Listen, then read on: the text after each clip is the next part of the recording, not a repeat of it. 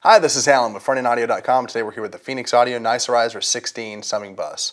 The Nicerizer 16 is designed to accommodate 16 input channels with individual panning controls across the stereo spectrum, and then also an 8 dB plus gain switch if you need additional gain. They're set up on the rear of the unit into stereo pairs, but you do have the ability to pan in either direction. So it really can be 16 individual inputs that you would be using on this. In the center section, basically you have the ability to monitor, of course, your left and right output, your pre-fader listen, which would bypass your output stage here, and then also your individual pairs of 1 and 2, 3, 4, 5, and 6, and so forth. You also have the ability to select your monitoring both left and right channels together, or simply left or right. Below your monitoring selector, you have an auxiliary output gain adjustment. This is good for sending to a secondary mix deck if you're mixing to both analog or digital, or if you have other monitoring requirements, say to a client lounge or something of that nature. Also to the left of that, you have a headphone output and headphone adjustment here. One of the unique features about the Nicerizer 16 is that you also have a stereo width control.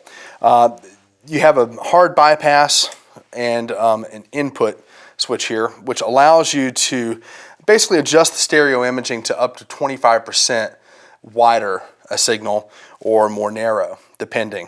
My suspicion is most users are really going to want to use this in the bypass mode. It is a bit effecty, but it can add some very unique and good sounding effects to your stereo spectrum.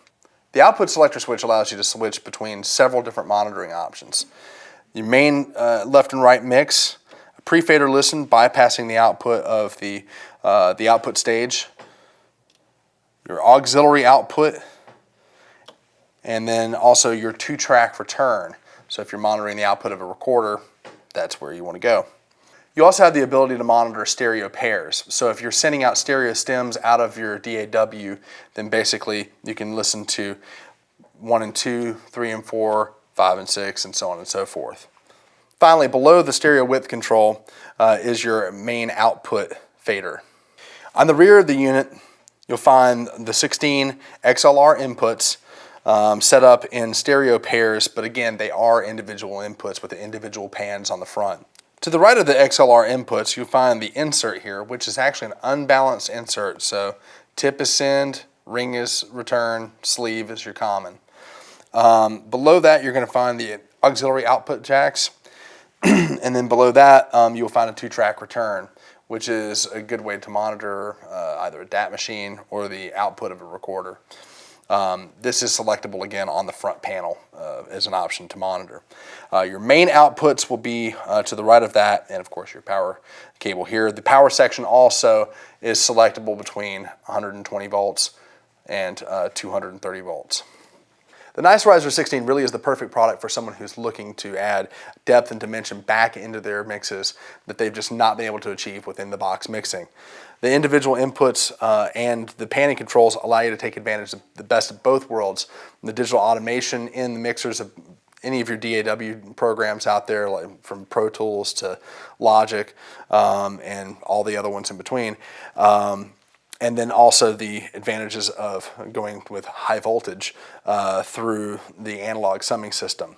The other advantages, I mean, in terms of the stereo imaging manipulation and your output routing abilities really do make this something that helps to replace some of the master section features found in a lot of classic recording consoles. The transformerless input combined with Phoenix Audio's DSOP-2 output stages that you find in basically all of their gear really does make this not so much of a tight sounding solid state type of sound, but really more of a valve-like sound. I always found with the DRS-1, their single channel mic preamp, that it is something that's more open, less closed sounding, while also being a solid state preamp. This is no different. The last thing we'll talk about is summing buses and the question of, are they worth it?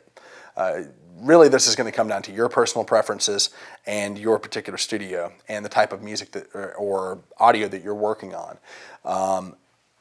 For very critical applications and mostly in music, I think that this is something where you'll definitely hear a difference. And most of the time, I think that you will find that this is a very pleasing option. Essentially, if you've ever worked with a large, high-quality mixer, such as an 80 series Neve or an API or something of that nature, this is going to be something that's closer to home and really give you back a lot of the magic that's kind of lost with in-the-box mixing. So if it's something where you're really not getting what you're looking for or what you think you should be having out of your mixes, I really strongly suggest that you give one of these a try. And for more information on this and for all your pro audio needs, check us out online at frontendaudio.com. Thanks.